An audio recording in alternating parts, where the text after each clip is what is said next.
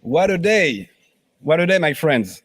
Dear Member of Parliament, dear Rahul Gandhi, Madame la Ministre, chère Brune Poisson, Monsieur le Ministre, cher Hubert Védrine, Monsieur le Ministre, cher Brice Lalonde, Your Excellencies, dear Ambassadors, dear Dean of PSIA, cher Arancha, dear Professor Christophe Jaffrelot, dear guests, dear professors, dear students. Mr. Gandhi, this is a special day for us.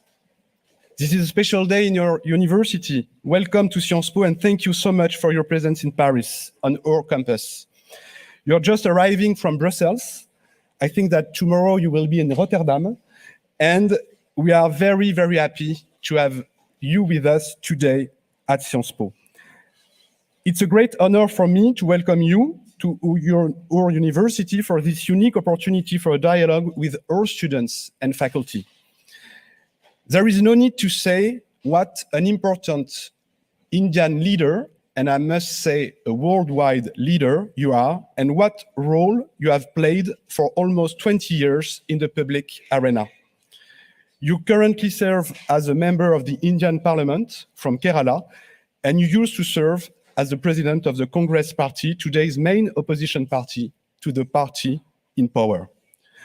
You are one of the most important voices in today's India, and you have emerged as a strong voice on the wider international scope. And I have to say, I must admit that I'm also very impressed by your 25 million followers on X, formerly Twitter.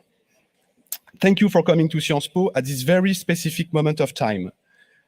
We are very much aware of everything you went through in the last month. You are also visiting us on the eve of the G20 summit hosted in Delhi, while BRICS have just extended their network to 6 new countries. The key role of India grows every day, and we are delighted to offer our students the unique opportunity to listen to you and exchange with you, along with Professor Jaffrelot and Dean Gonzalez. My dear friends, again, Mr. Gandhi, thank you for choosing Sciences Po during your short visit to France. We all look forward to this 90 minutes with you. Thank you very much. Tani Ya Vad. Thank you.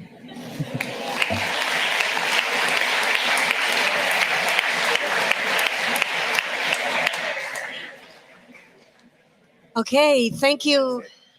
Thank you very much, Matthias. This was a very good way to start what we hope would be a great dialogue. So we've been following your Bharat Jodo Yatra across India. We've seen the many kilometers that you've done over 137 days. We're really grateful that you took a detour to come to Paris. And the first question I would have for you is, we look at India and we see a country whose economy is growing, a country which creates technology that innovates, but also a country with millions of people still in extreme poverty. So what is it that needs to be done to make sure that all these citizens are not left behind, that they also enjoy the benefits of this global progress? I mean, that's a very complicated question. First of all, thank you for having me here. It's an honor to be here. I'd rather be sitting there, frankly, but I don't have that choice anymore. Thank you for your time. India in our constitution is defined as India, that is Bharat, a union of states. So these states, they have got together and formed India or Bharat.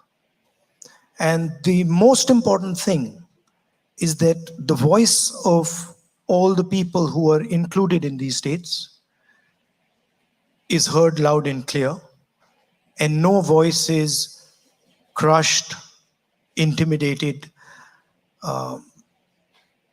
because I believe that India has an inherent wisdom, that it has a very long history, a long tradition. And my experience has been that regardless of whether people are poor or rich, they have a sense of what India should be doing and where it should be going. So to me, the first step is protecting that voice and making sure that the institutions, the structures that protect that voice are working and are defended. That's where the whole thing begins. And I state that because when we use words like democracy, what we're actually talking about is the voice of people. And listening effectively to that voice, allowing that voice expression is central to any success. And we've experienced that pretty much everything that we've achieved so far, whether it is our economic growth, our ability to manage our differences, the bedrock of it is this idea that we protect the voice of all our people. And our leader, Mahatma Gandhi, said it best when he said that the most important voice is the one that's last in the line. It's the most difficult voice to protect. And a nation that is doing that will succeed. Wow.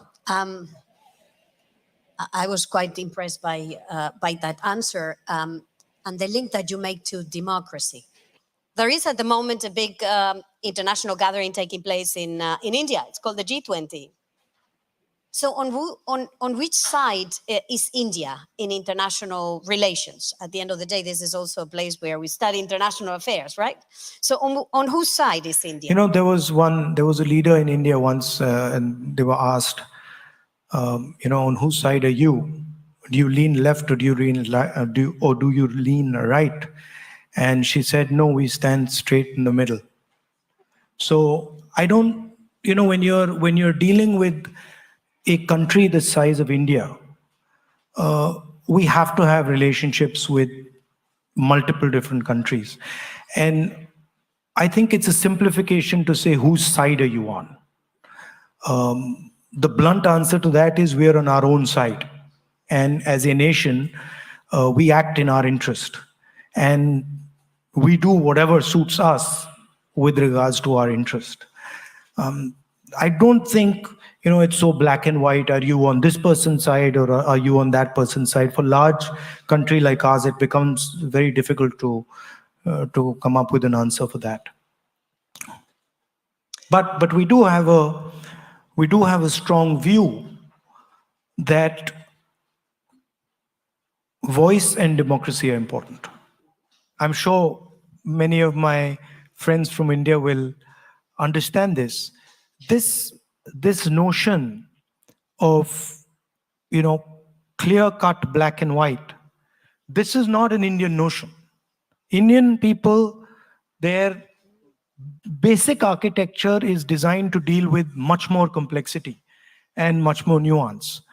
So I don't necessarily buy you're either on this side or you're on this side. But I can see clearly that there is a problem, right? And that problem requires a solution. It's a global problem. And more than a global problem, it's a problem for India, it's a problem for Europe, and it's a problem for the United States. And frankly, it's a problem for all of you in this room, because you're going to have to deal with the problem. And the problem is that we have a planet today where the bulk of production, the bulk of manufacturing, the bulk of value addition is being done in China. And I'm not going to comment on whether that's a good thing or a bad thing. The Chinese have successfully competed against us and achieved it, right? there is a problem with, in my view, there is a problem with the way they do it. They produce, they're very good at producing, they produce the phone in my pocket, they produce the camera, but they do it in non-democratic, coercive conditions. And the problem is that for us, we need to think about production in a democratic environment, production in a non-coercive environment, and we need to be able to compete with them. Meaning, they don't need to give their population political freedom. They can just give them economic freedom and then become the center of production globally. We have to produce and compete with them, and we have to give our people political freedom and economic freedom. So that is really the challenge. I don't see it as, a confrontation with China. China has placed on the table a way of working, a way of production. And I think it is important for the United States, for India, for Europe, to place an alternative system, an alternative method on the table. And I think we owe it to, certainly we owe it to our population, and I think the French and the Europeans owe it to their population, because we are not going to be able to manage our countries. We're not going to be able to give students like you jobs without doing that. So to me, it's an opportunity to say, can we produce in democratic structures, within democratic frameworks? Lady over there. Hi, can you hear me? Yeah. My name is Lydia Jaikumar. I want to ask about the violence against minorities in India, in particular because this is close to my heart, violence, caste atrocities in India. Every day we hear, people from the Dalit community killed or violence against them because they went to a wedding, because they went to the school, because they, things that are our rights, just because we're, accessing it, there's violence against people in the Dalit community. What do you think needs to be done? Because it's societal, but it's also institutional. And it seems like there is no answer to it and there is no help from it. So. No, I think it needs to be combated. I think it requires a political imagination. And I think it is very important that it is done. What the BJP and the RSS are trying to do, the heart of what they're trying to do, is trying to stop the expression, the participation of lower castes, other backward castes, tribals, and minority communities. And for me, in India, where a Dalit person or a Muslim person, tribal person, upper caste person, anybody is being mistreated, is being attacked, is not the India I want. So I think it's very important that this question is taken head on, but I don't think that the type of political imagination that is required is currently there. It ebbs and flows. So you have these movements, you have this expression, and then they ebb away. And I think we're at one of those points where they've sort of ebbed away, and we need to reconstruct the political imagination that will, solve the problem you're talking about. For me, this is the central problem in India. This is bigger than any other problem.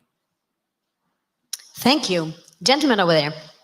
Hi, thank you for the conversation. My name is Tanishq Saha, and I guess I had a question related to a term you used earlier on in the speech, Bharat. And there is a lot of discussion going around social media right now with a potential renaming, rebranding, whatever you might call it.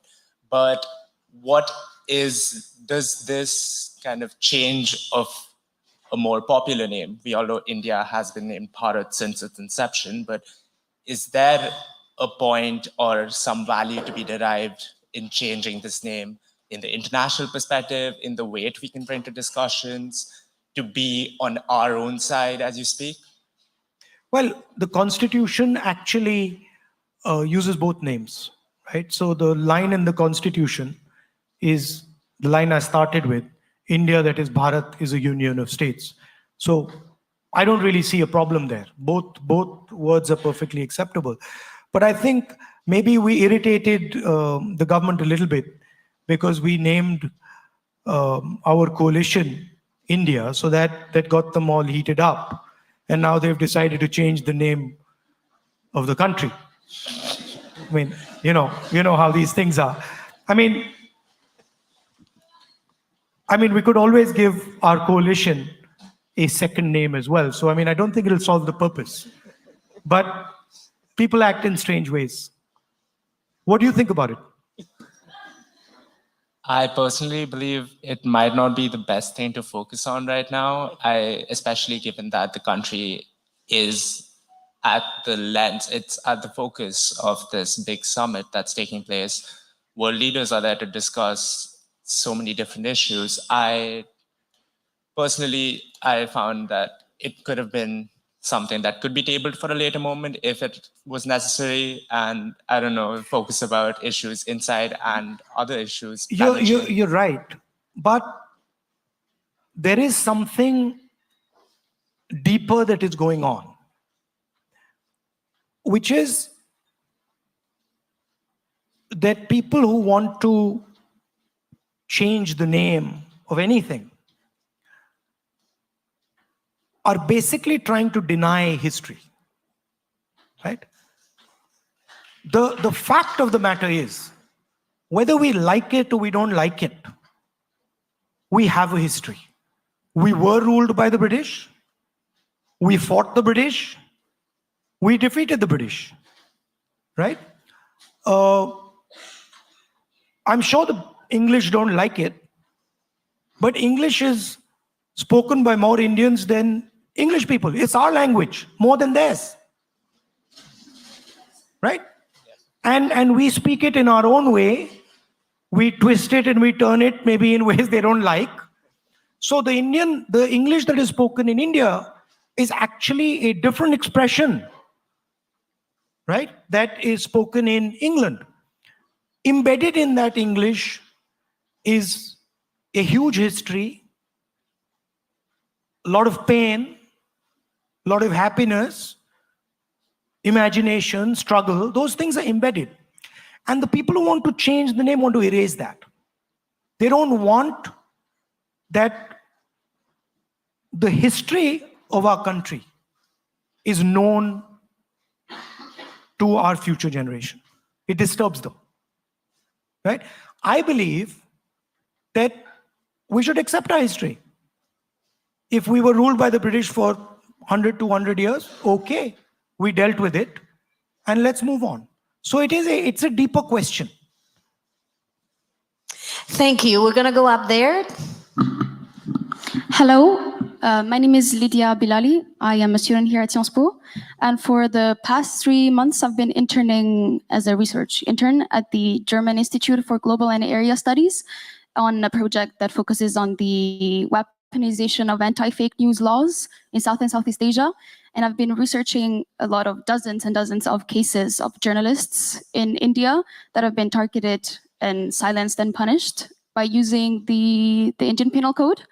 So with this consideration, my question is double. So firstly, how can we continue justifying and saying that India is the largest and biggest democracy in the world?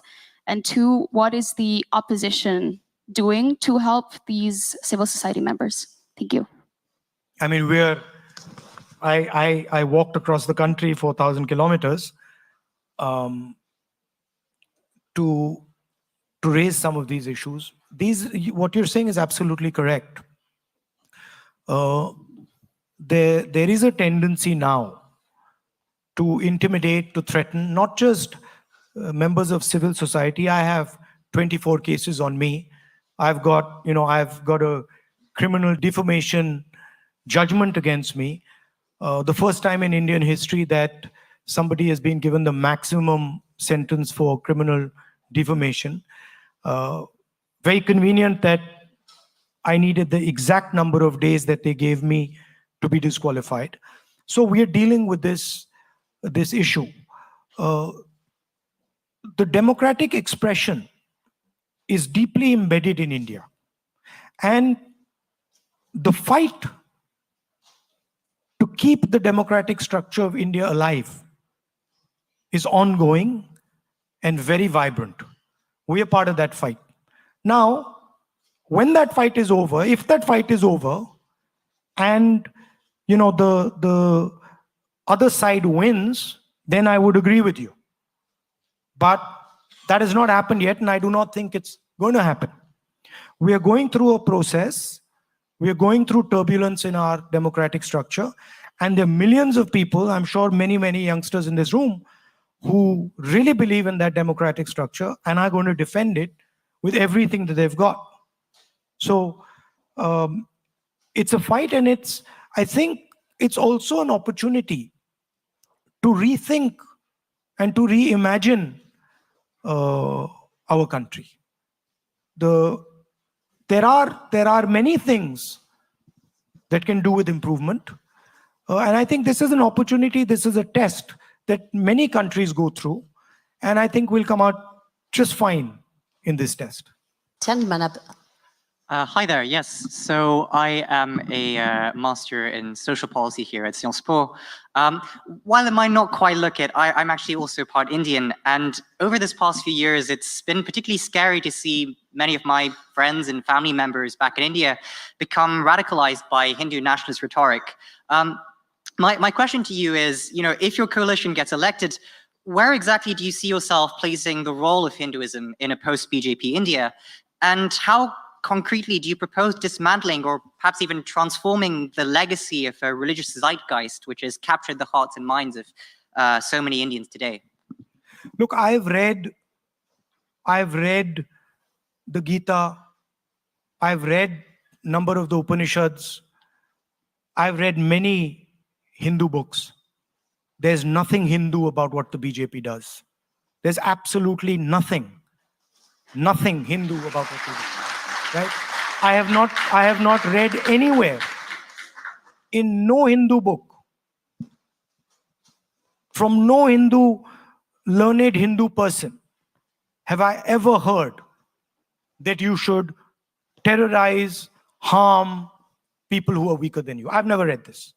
So this idea, this word, Hindu nationalists, this is a wrong word. They're not Hindu nationalists. They are nothing to do with Hinduism. They are out to get power at any cost, and they will do anything to get power, and they will do anything to ensure that the Indian caste structure, the social structure of my country is not threatened.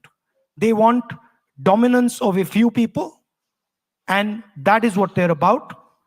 There is nothing Hindu about them. Thank you. Very clear. Gentlemen. Hi, thank you for being here. My name is Zaid Wahidi. I'm a lawyer based in Paris. My question is about the opposition's narrative for the next election. And I saw that Ms. Sonia Gandhi wrote a letter identifying 9 points to the Prime Minister. Is that the opposition's pitch? Because as a minority, of course, it's important for me to have the Pyar ki Dukaan and Nafrat ka Bazaar. But is there another issue, or are there certain issues that you have identified that will perhaps build more consensus with even the majority community and get you where you are, where you want to be in 2024? When you see the people on the stage in the India coalition, you must realize that more people from the majority community vote for us than vote for the BJP. 60% of India votes for us. 40% of India votes for them. Right? So this idea that the majority community is voting for the BJP, this is a wrong idea. The majority community actually votes more for us than they vote for them. Right? They do polarize society. They divide society. They spread hatred in society. And that is their mechanism. They also happen to have very good relationships with the most powerful, richest crony capitalists in the land, who finance them, support them, help them do what they do. And so this is the architecture that stands behind the BJP. The idea that Mr. Narendra Modi is orchestrating this thing is a gross simplification. Mr. Narendra Modi is an instrument of the architecture. And I'm pretty confident that the RSS can get rid of Narendra Modi in 5 minutes if they want to, right? It is a structure that is doing this. And that structure is now a threat to Indian democracy. So we are committed to fighting that structure. What are the broader elements? The first thing is the gross inequality that is taking place in India, right? Few business people who are billionaires. The third richest person on the planet was Indian, and 90% of India going back into poverty, right? So that's the first thing. The second thing is we have to solve what I was talking about earlier. We keep talking about economic growth. You read the newspapers about economic growth, right? Have you ever read in the newspaper next to the economic growth question, the employment question?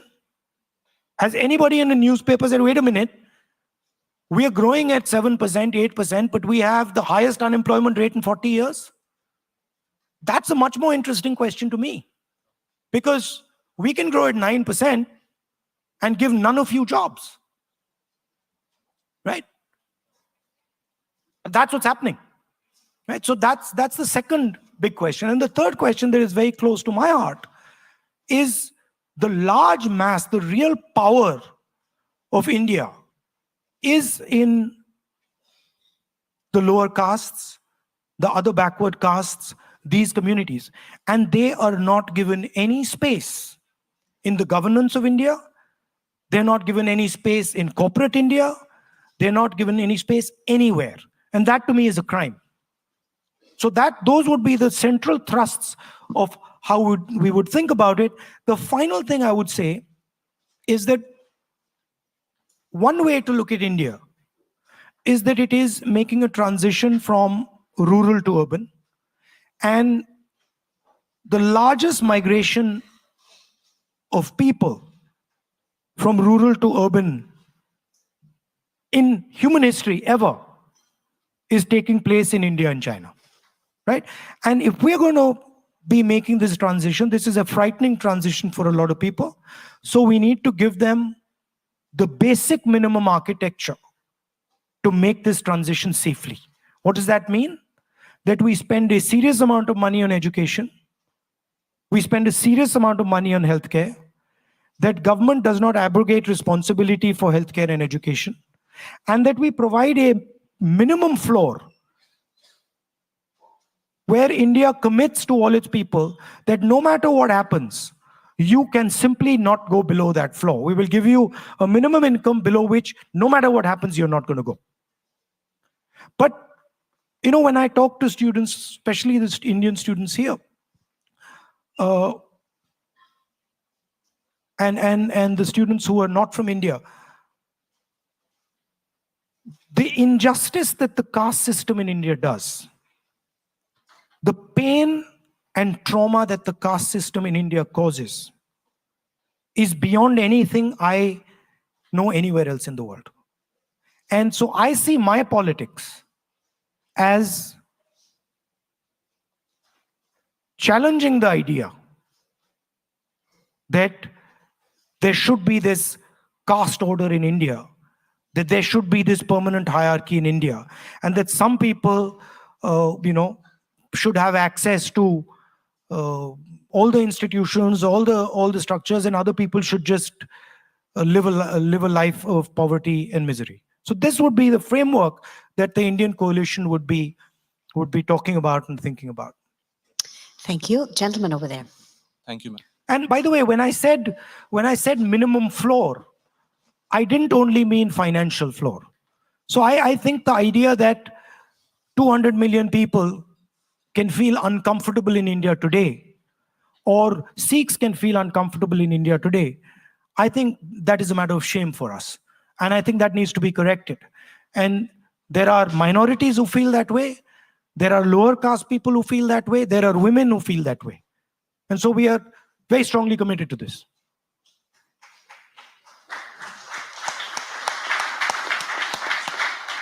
Good evening, Mr. Gandhi. My name is Prati Bhatt, and I'm a master's student from Social Policy and Social Innovation. As you already have answered partly my questions, I would try to keep it short. The place in Delhi, which is being, where people are being mobilized in lieu of G20 is Badarpur, where you plan to go. The slum. G20. Yeah, okay. Where they've been, there's slum. Yeah. You plan to go there, so I'm just like letting you know the name of the place. They'll be very annoyed with you, by the way. It's okay. Yeah. It's okay. In all honesty and humility, I wish to ask you if there is a defined secularism or a future of defined secularism in the country. If the party comes to power in the next elections, how do you specifically counter the hate and the chest thumping that has happened in the past few years regarding religion and education? And you can choose to answer whichever. You know, the literally, if the Prime Minister tomorrow morning was to decide there would be no chest thumping and no violence in India, it would stop. It is the direction that the leadership of the country gives, the imagination that the leadership of a country gives, that shapes people. The feeling right now is that you can do whatever you want and nothing's going to happen to you, right? The moment the feeling becomes that there are going to be consequences to attacking someone, consequences to beating up someone, that behavior will change instantly, I guarantee you, right?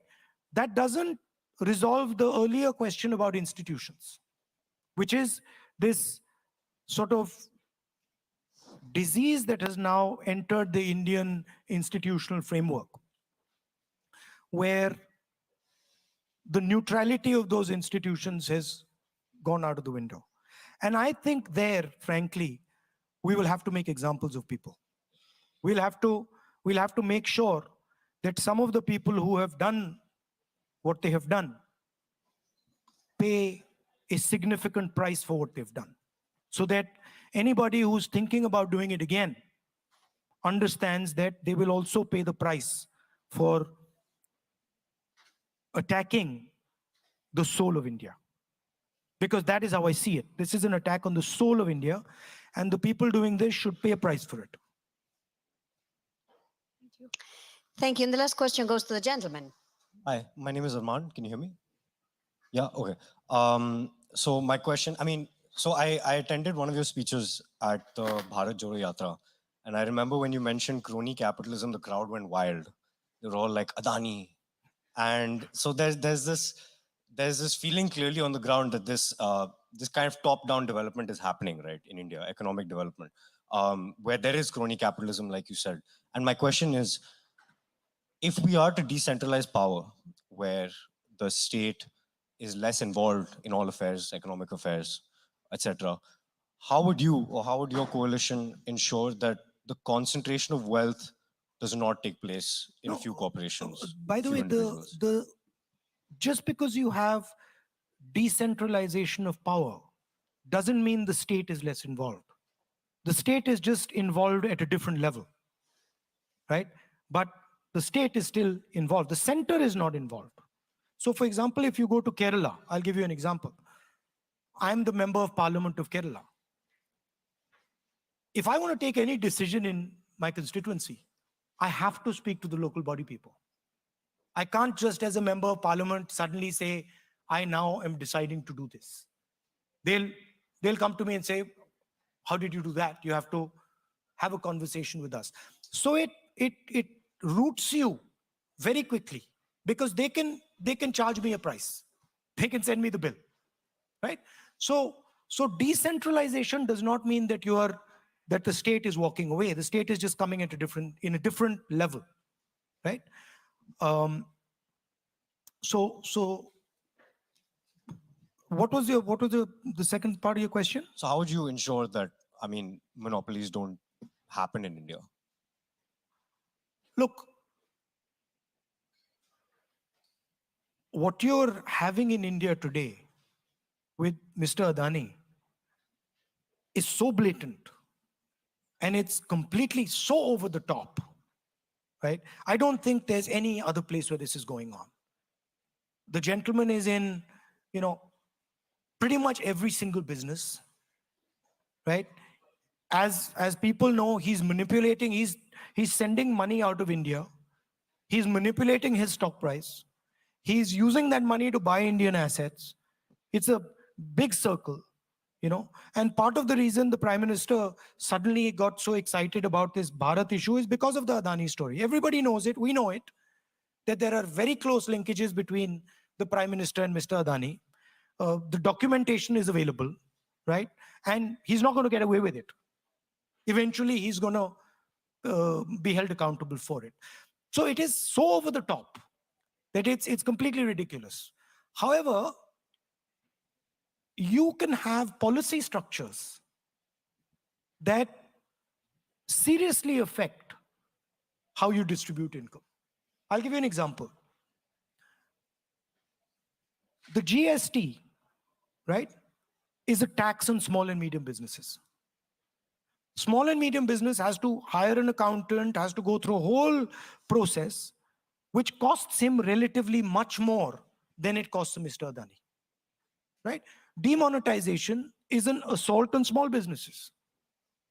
Demonetization wasn't about black money. It was about breaking the back of small and medium businesses in India to pave the way for an Adani. So how you define policy and how you think about policy, where you put money, fundamentally determines how you distribute it, right? So those things are not difficult to do. Manrega, do you think Manrega distributes wealth? Hugely. Right to food distributes wealth. Supporting small and medium businesses distributes wealth. Developing skills distributes wealth. Destroying small and medium businesses concentrates wealth. GST applied the way it is concentrates wealth. What you did during COVID concentrates wealth. Giving a free pass to every large business guy and forgiving their loans and not forgiving the loans of farmers concentrates wealth. So what you do is very clear. It's not complicated. And we have a history of doing it. Can I have the last So question, as we're coming to an end, Can I have last I question? wanted to see if you had a recommendation or a parting message for these students. At the end of the day, you're the chairman. This is quite an unfair process here because I've been asked, I don't know how many questions, and I'm not allowed to ask even one question. But that's the nature of the game. So I would quite like to know from the students here. I mean, I didn't study in Paris. I studied in the US and in England. What is it like to study here?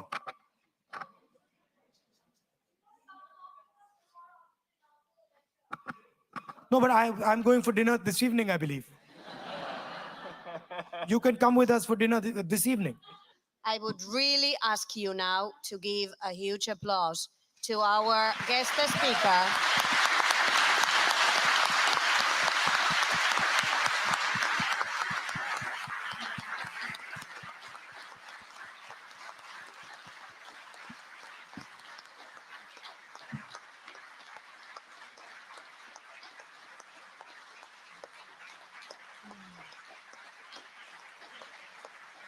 Is it connected?